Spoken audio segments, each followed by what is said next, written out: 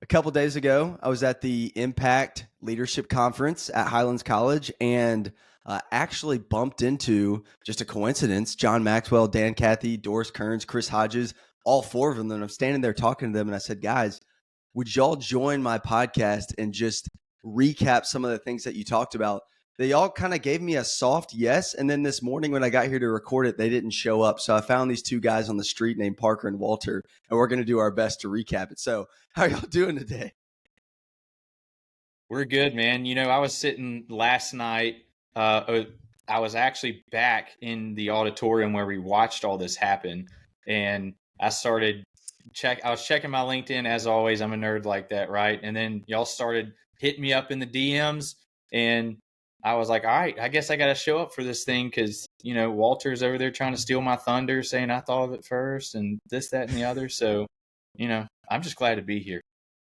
Look, guys, I don't know fully what everybody's talking about here. I heard that there was Big Bad Breakfast at Highlands College and that Parker Pursell was going to be there. So I just went for breakfast, and then there was a conference and ran into Dan Cathy and John Maxwell and Dorris Kearns Goodwin. And so it was cool. It was cool. I ended up staying for the rest of the day. So I'm excited to talk about that breakfast and Parker Pursell this morning.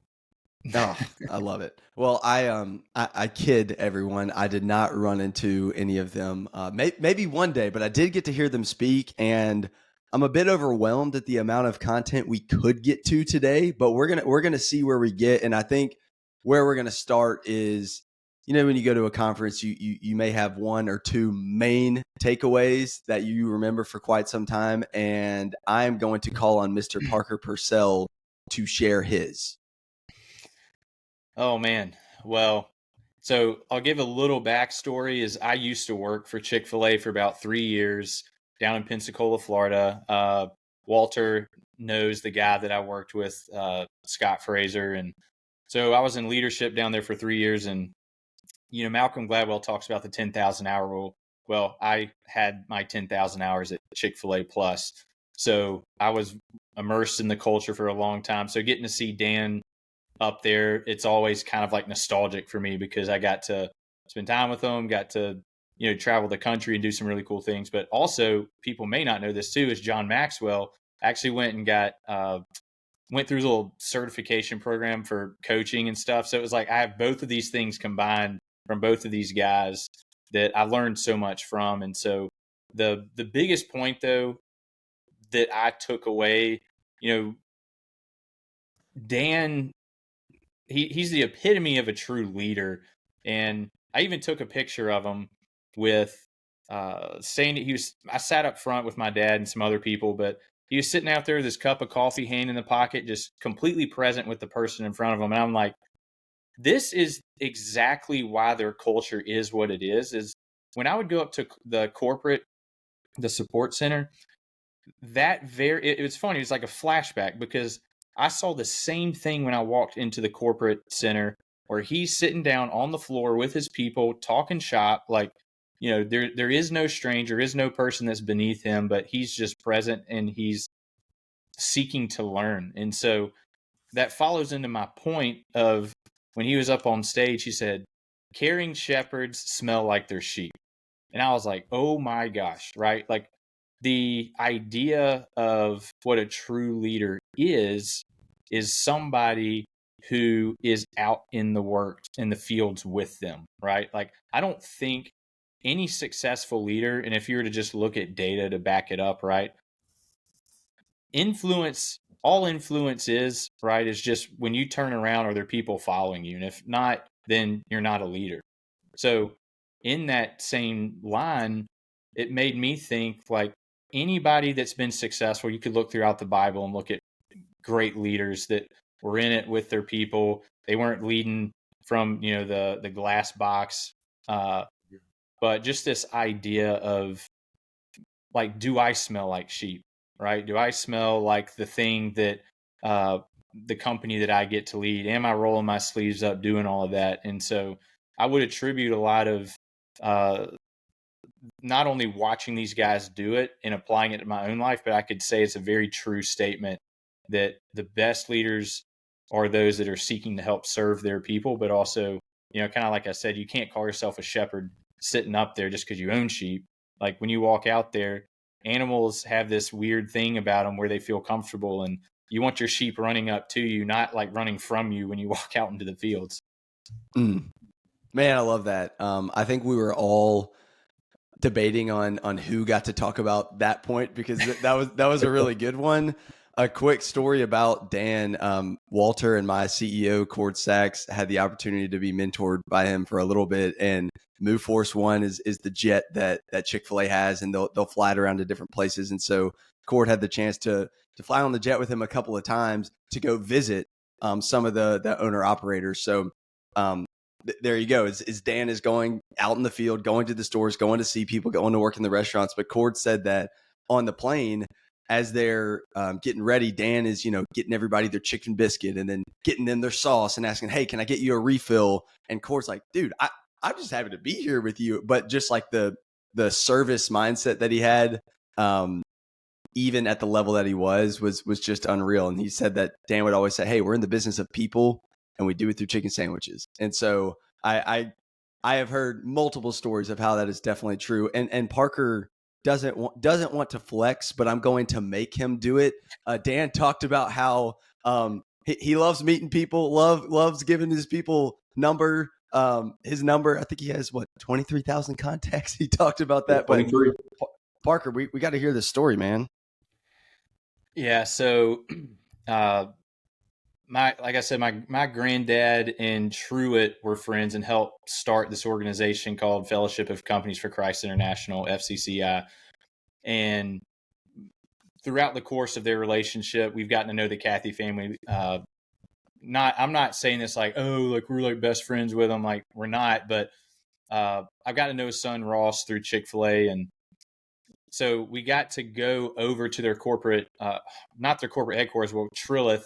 Not many people probably know about what that project is. It's separate from Chick-fil-A, but I mean, talk about pure visionary of what they're doing to try and combat the media empires. I mean, they're taking people from all the major conglomerates like Lionsgate, DreamWorks, all these places who defected from having their values violated intrinsically to put material out that is fundamentally, this is just Parker's opinion, but fundamentally messing with our next generation and these kids that are so impressionable. And so they've come together and they're like, hey, like we're on mission to fight this and combat it. And so getting to go over there and spend a little time hearing him talk about this vision and also talk about family business, coming from family business with what we do, outside of what I do on a daily basis, but separate. I was just asking him, like, how do you pass on successfully the values to the next generation, right? Like, I don't think it's necessarily the what, it's how you do it. And so what did Truett do to you guys? And then also I was like, what did Dan, what are you doing to your kids to help ensure that the values are maintained? Because if the values are intact, then everything else is fine because the filter's been set. And so we walked through this scenario, he was kind of giving me some really great points, but like afterwards he came up to me and I'm sitting in the back talking with a couple other people, and he like pulls me to the side and he's like, Parker, you showed some great wisdom in your questions. And I'm like, oh God, like I've got like, this is the man right here. Right. Like, I'm like, I respect you so much. And he said, I'd really love to just give you my number. And I'm like, what, like for real? Like, you just going to like, send me your card or something? He's like, no, here. And he said, what's your number? And he puts my contact information in his phone, and then he shoots me and I'm like, my net worth of my contacts just went up $17 billion. Like, my phone is the most valuable phone right now within my sphere of influence. So it's a funny little story, but like also I just think once again, it just shows the humility of a guy that, I think of all the people that probably get his number and they're just, shooting them information about God knows what. And they're like, hey, remember me? And I'm just, I've never texted him, but just the fact that he was so vulnerable in giving me his contact information, I'm like, man. So every time I look at it, it's just a good reminder of what a great leader is. Man. Hey, Hampton, I'm going to jump in here. I'm going to put Parker on the spot just a little bit because I love doing that. So, Parker, you and I've spent a decent amount of time talking about your company and your leadership. Share with us a little bit, man. Like, how do you feel like you and your leadership smell like your sheep? Because I know that's something that is deep in your heart, and it's a big part of your leadership style. Give us, just an example or two of what you guys are doing to smell like your sheep over there. Yeah. So I work in financial services, and our mission is to educate, empower, and support our members to financial transformation. And we do it through the retirement system. And so, I feel like the reason I'm so passionate about it is because, 3 years ago, I was pressure washing and unemployed.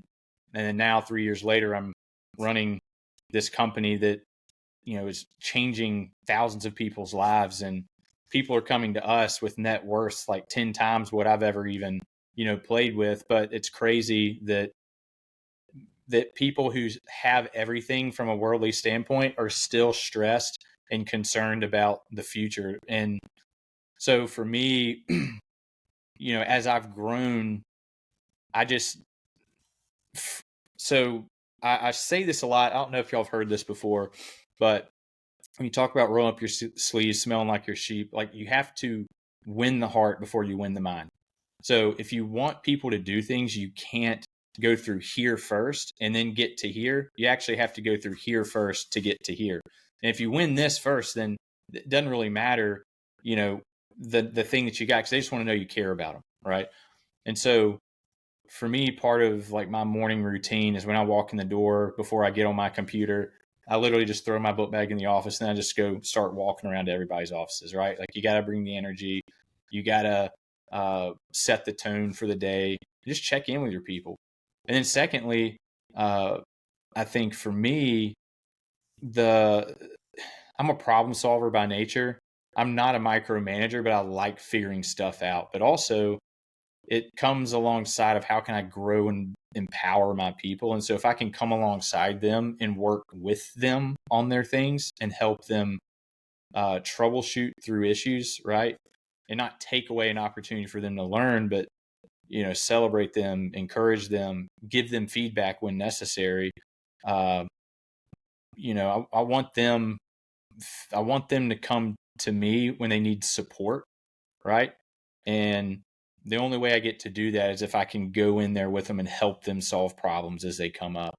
And so there's a lot of different ways that we solve problems here, but I think that's about, it's not, I used to be in hospitality for a long time, right? So a lot of it was just manual labor doing the thing, but now it's more of like mentally executing ideas, coming up with new strategies, or if there's customer service issues, helping them alleviate that for them. So those are a few things that I would probably say have really helped me and actively things that I'm doing here at this company. I love it. I love it. I think those are all great things, and I'm sure it was affirming to hear from Dan that quote, and also challenging and a reminder, because you don't just become a great leader and then never think about it again. It's like we have to remind ourselves every day, who am I doing this for? So that was one of the things that I learned. But Walter, what about you? What was one of your big takeaways? Yeah, I mean, I kind of struggled with this last night when we were talking about it, and then found out that Parker was going to take my top one. It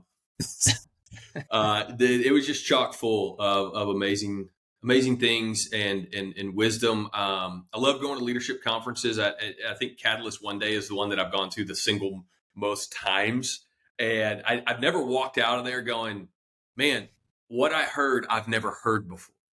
It's like Andy Stanley, Craig Rochelle, Maxwell, Chris Hodges, like whoever you go to, it's not like this revolutionary thing, but you hear it and you go, man, that's good. I needed to be reminded of that, because that weight of leadership, that mantle is heavy.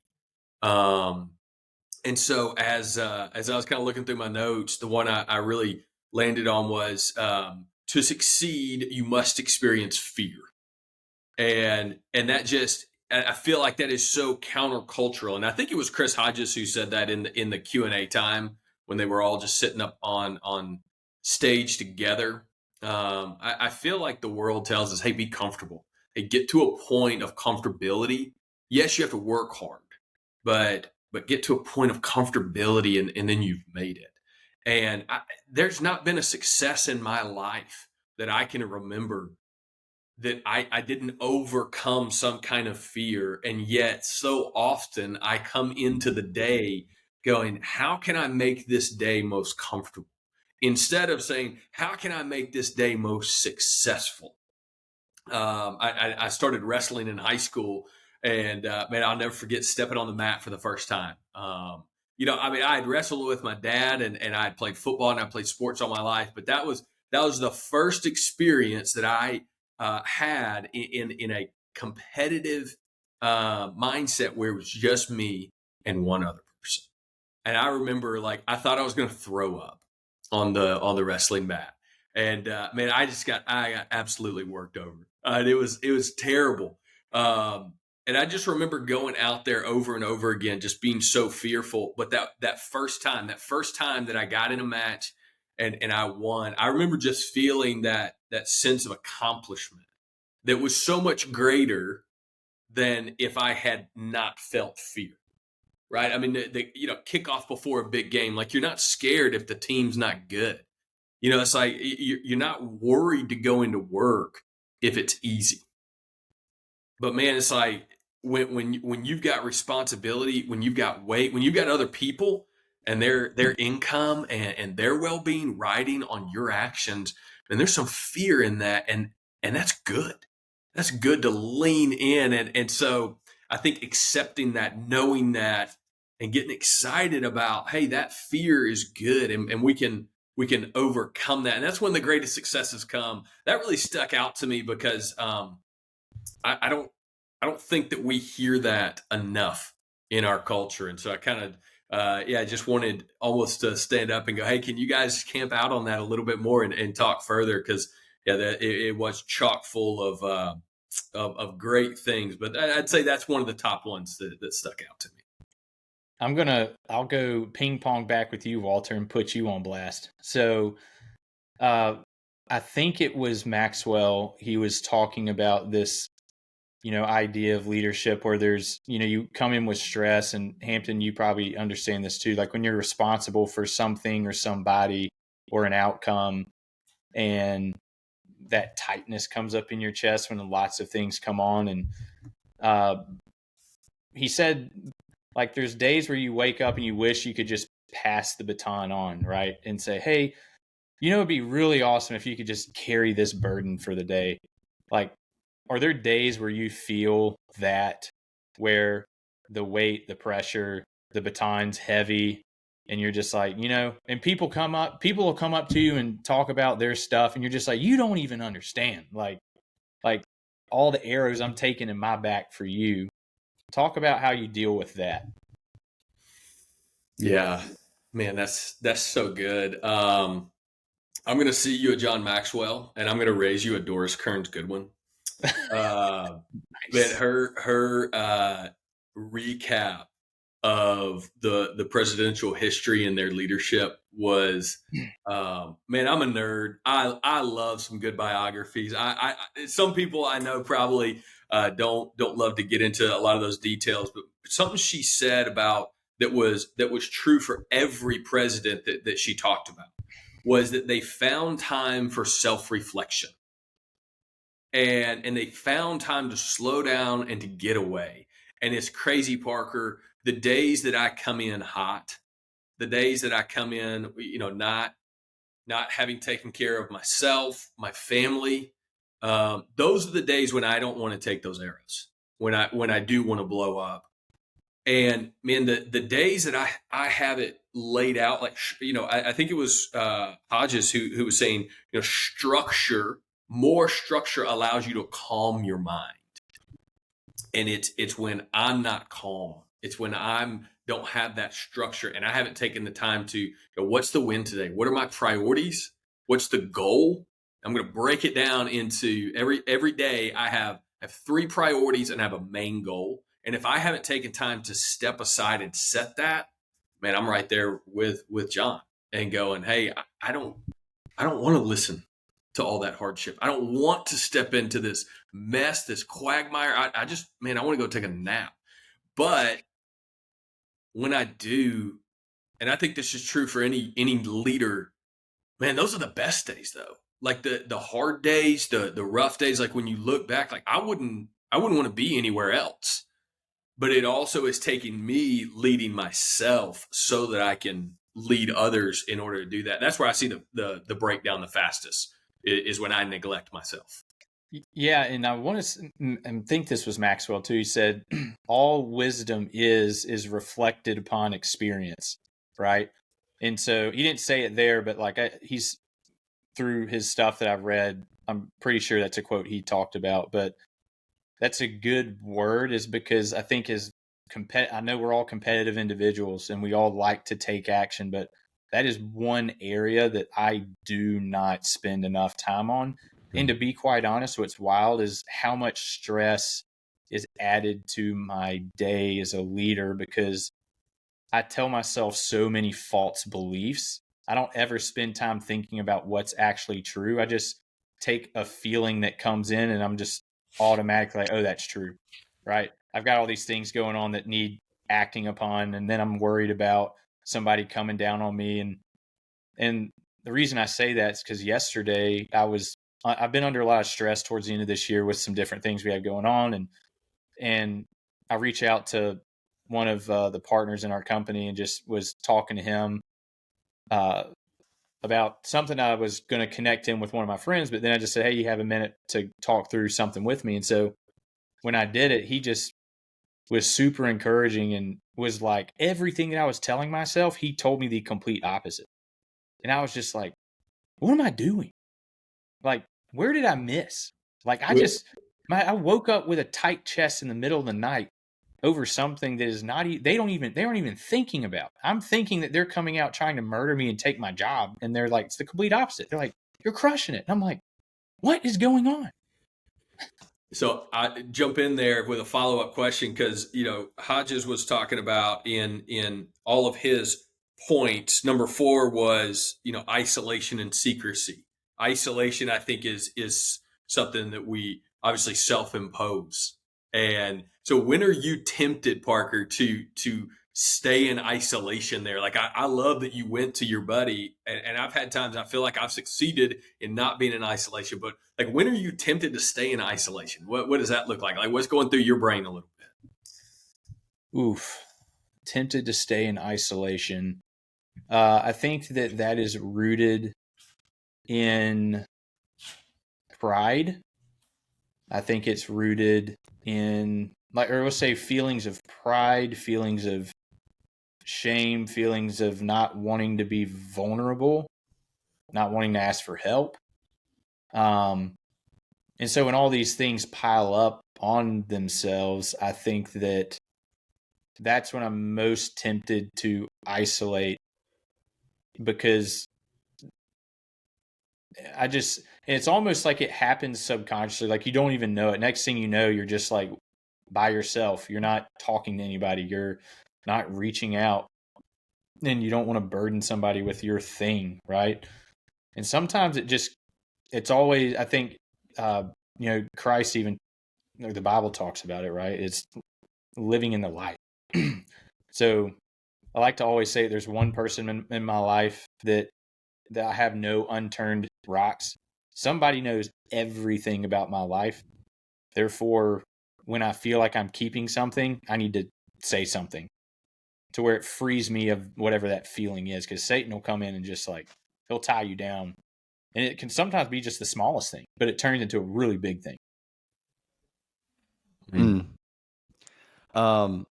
Speaking of Chris Hodges, I one of my biggest takeaways was one of the things that he talked about. He talked about how to sustain success, and the more responsibility you take on, probably the more arrows you get in your back, Parker, and the more you can justify maybe making some poor decisions or feeling bad for yourself, if you will, and then that can lead down the road to self-sabotage. Like, you see it so many times with leaders who are at the peak of the mountain, but they can't really handle the pressure. And also think, like, for those of us who are believers, like, the more responsibility you get, the more influence you have, the more you're going to get attacked too, Like the enemy does not want you to be able to sustain that success and sustain that influence. And so one of the points that he talked about was indulgence and compromise. And this was pretty impactful for me. So he said that the lie that he sees many leaders tell themselves is, I just can't help myself, or really, I deserve this. Like, do you know what I'm dealing with right now? I'm so stressed out. I deserve this right now. And whatever that is that you're indulging in or compromising on. And the question he said to ask yourself is, what am I doing to medicate my pain? It's interesting. Actually, as I drove into work this morning, I pressed shuffle on my worship playlist, and this new song called Only Jesus for My Pain came on. And like, that's the answer. I mean, we know that's the answer, but so often we run to other things for our pain. And so he said the way out of indulgence and compromise is just boundaries and right choices. I think boundaries is really important. And one thing that I have learned is that it's easier to be committed to something 100% of the time than 98% of the time. A personal example from my life is I've never shared this on here, but your boy loved to dip for quite some time. I really liked nicotine a lot, and I don't think there's anything wrong with it, but I do know myself, and it took me a while to admit this, but like it was definitely an idol in my life. And so again, if you do any of that, no judgment, but like for me, I felt like it was getting in the way of relationships. Like I might be at a gathering with other people, and instead of focusing on the conversation in front of me, I'm like, I may see people, smoking a cigar out back, and I'm like, oh, I gotta get over there. So this is my, confession time, everyone. Not that I think any of that stuff is bad, but just for me personally, it kind of consumed my thoughts a little bit. And so for a long time, I would just say, I deserve this, or I just can't help myself, or it's not that big of a deal, because it's not that big of a deal. But for me, I do know that it would kind of take a little piece of my heart and my mind. And I knew that it was an idol in my life. And so going into this year, finally, I mean, I thought about this for years, but I just said, like, I'm quitting all of that 100%. Because I feel like for 3 or 4 years, I was about 98%, with it. It was like, okay, I'm not going to do this here or there. But then the problem is every opportunity is, is this one of those 2% times, And so I think that one of the biggest things that I've learned is, if there's something that you're indulging in or compromising against, I think it might be easier to quit 100% than 98%. And it's not easy, but there's also a lot of freedom when you do that, because then the decision is pre-made. Chris talked about that. He said, like, pre-deciding what you're going to do, how you're going to spend your time, where you're going to put your energy. So that was a good reminder, and a big thing that I learned. Yeah, it's I'm looking at all your books behind you, Hampton, and there's like one thing that I can think of.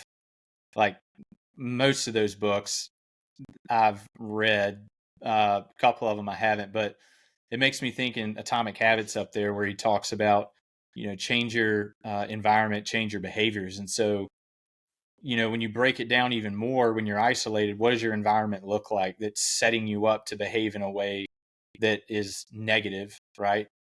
And whatever the thing is, everybody's got skeletons in their closet. It's whether the door is open or it's shut. That doesn't take away the fact that there's something there that people run to.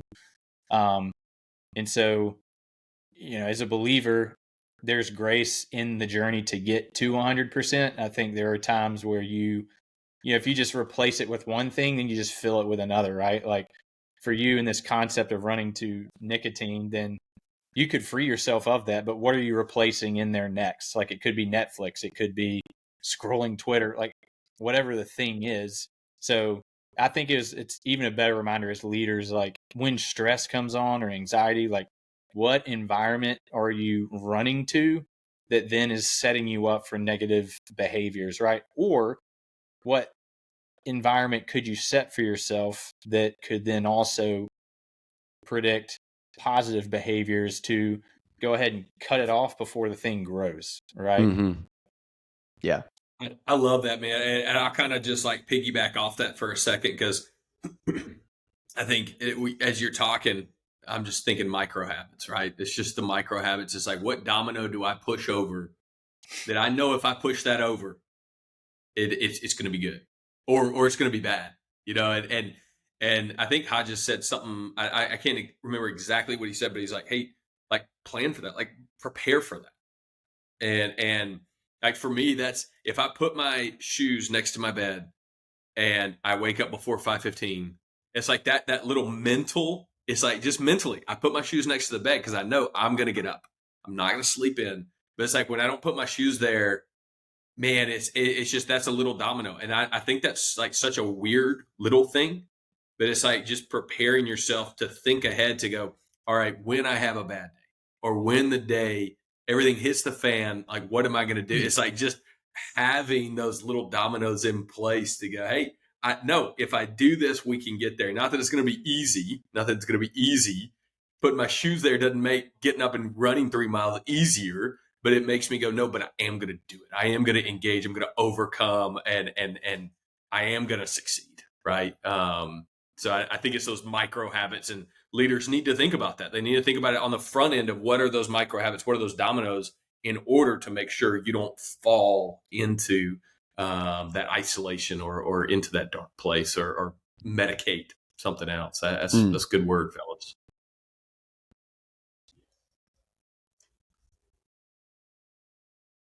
Yeah, that's good stuff right there. Sorry, we may be having some technical difficulties where it paused a little bit, but we've got a couple minutes left here, and I want to circle back to John Maxwell, and then I know Walter may want to say a couple of things about Miss Dorris. She was great, but John asked us this question, and I mean it's awesome. He's sitting on stage. He's written 90 books about leadership. I mean he doesn't have to be doing what he's doing, and he's just sitting up there.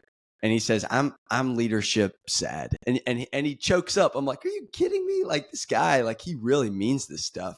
And he asked this question. He said, leader, are you doing it because it's better for you or is it better for your people?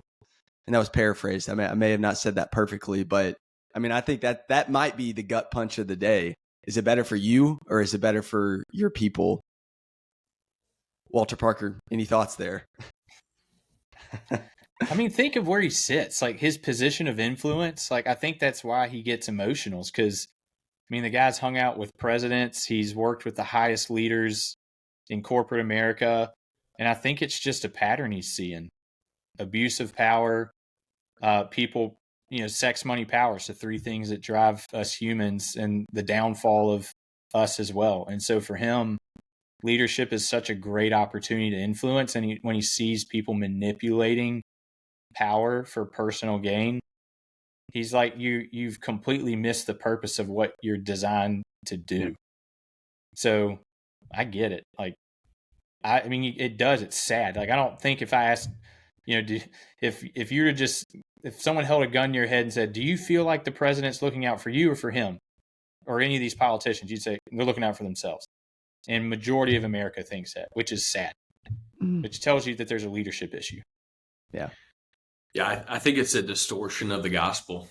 I mean, you have this man, Jesus Christ, who comes, and he's the ultimate leader, right? He's the ultimate sacrificial, servant-hearted leader, lays his entire life down for humanity.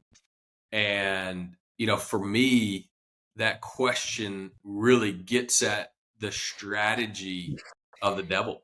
I mean, why would the devil not take the greatest example of love and try to distort it? And I think that's why you're seeing people want to leave their job in droves, why values are so important, why, you're seeing this generation say, hey, it's a lot more important for me to go to work for a mission.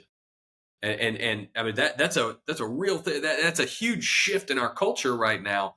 But at the same time, I think leaders are struggling to care more about their people than themselves. And yeah, I mean, I kind of, when he said that, it was a gut punch, but it's also like, man, that's a no-brainer. Of course the devil's going to do that. Of course he's going to distort that truth into something that is going to absolutely wreck our society, because hey, look out for you and yours and I and me. I think it's so important as a company, as leaders, to be very careful of how you're talking about your company. This is we and us and our, and we're inclusive. And I think when you can do that, you can fight back against, caring more about yourself. But I think that every great company, right, you would look into their company, get a look behind the scenes. You would see a leader that truly cares more about their people than themselves. Yeah. Good stuff. Totally agree. Well, to end us off here, we're going to rapid fire through the next three speakers. So we just talked a little bit about Maxwell. I'm going to ask Parker a question about Dan because they're boys and he has him in his contacts and he's going to FaceTime him at the end of this. I'll say a few things about Chris and then Walter will end us off with Dorris, who we love. But real quick here, we're going to go to Dan. So this is interesting. I mean, it was kind of funny how Dan's sitting up there saying, I've been messing around with Chat GPT and it's pretty darn cool. It was just, it was funny seeing an older guy like him just talking about it. I mean, it was awesome, but I will say, I thought it was pretty cool how obviously the word of God, the Bible is more important than an iPhone and Chat GPT. And I think that Dan would stand by that. However, his, one of the things that I took away was as he's sitting there, he was holding up, his phone, talking about staying relevant and staying with the times. And then he was also holding up his Bible, talking about like these timeless principles. So I'm thinking about timeless principles and timely ones.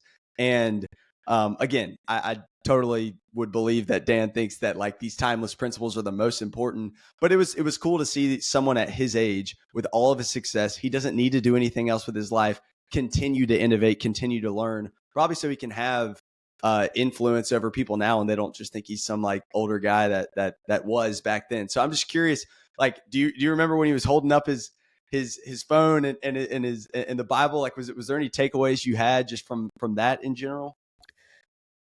Yeah. So first thing, and this would have been my other point that he said that hit me like a ton of bricks, because he is such a curious individual. And the stories he would tell about how he remains curious. He goes and does all these different conferences that he goes to just to learn that are completely outside of his industry. So point taken that kind of moves into the question that you're asking is, and I wrote this down, that says, stay curious, remain relevant. Right? Stay curious, remain relevant. And then when he held up the phone in his Bible, it was like spot on. So you look at Jesus and how he walked. He was culture. I mean, he's God, right? But he spoke to the people in terms they could understand. He spoke to them in their cultural understanding of how the world worked.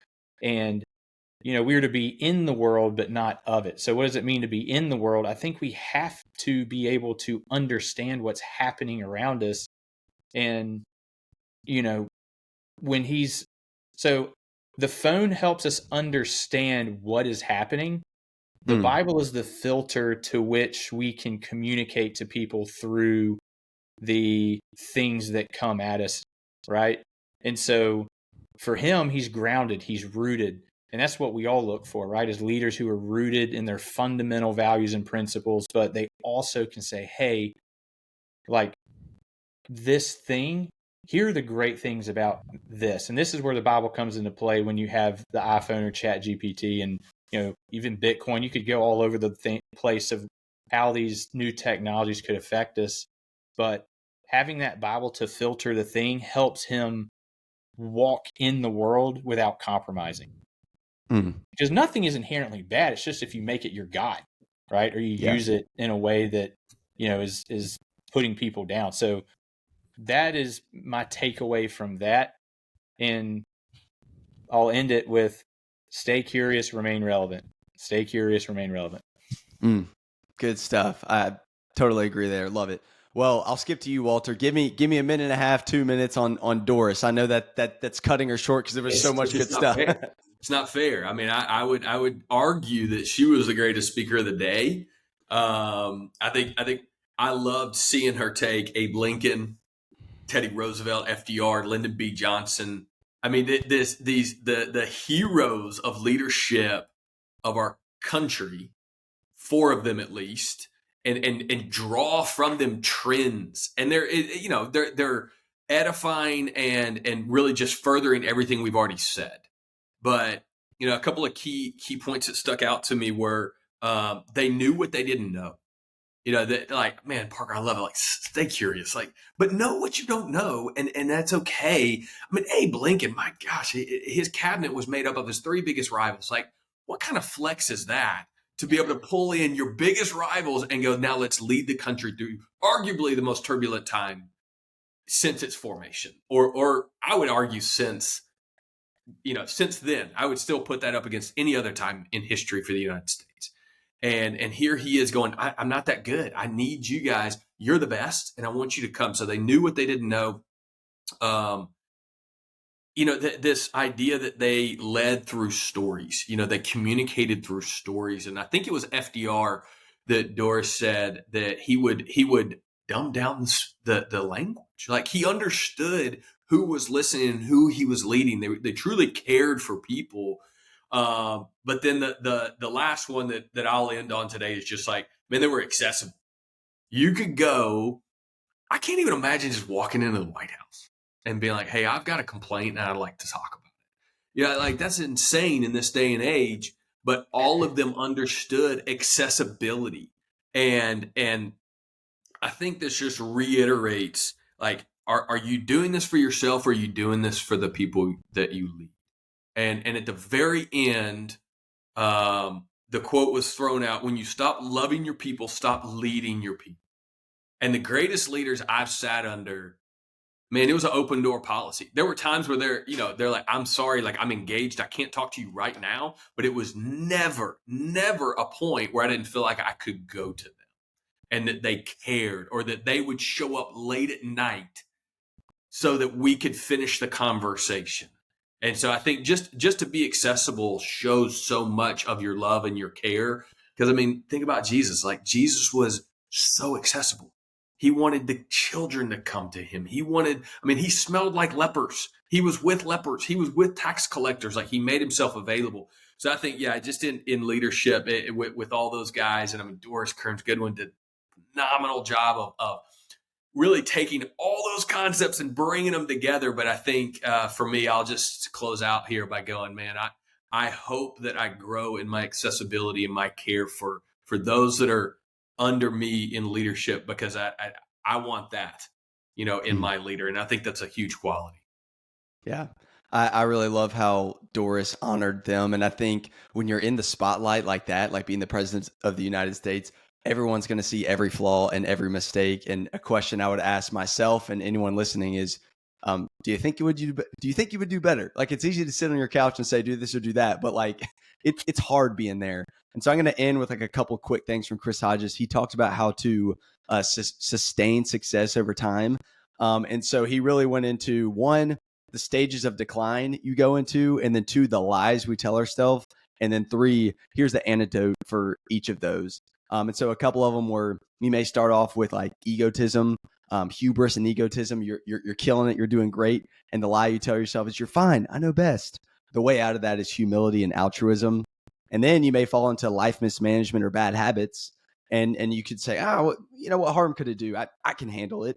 And Walter talked about this earlier. The way out of that is meaningful purpose and routines. And then you get into indulgence and compromise. I just can't help myself. I talked about that earlier. Then you get into isolation and secrecy. I don't need people. But the way out of that is honesty and accountability. And then, if you don't get out of that, it could lead into self-sabotage. And there's a lot more I want to talk about there. But I do believe this is accessible online somewhere to find.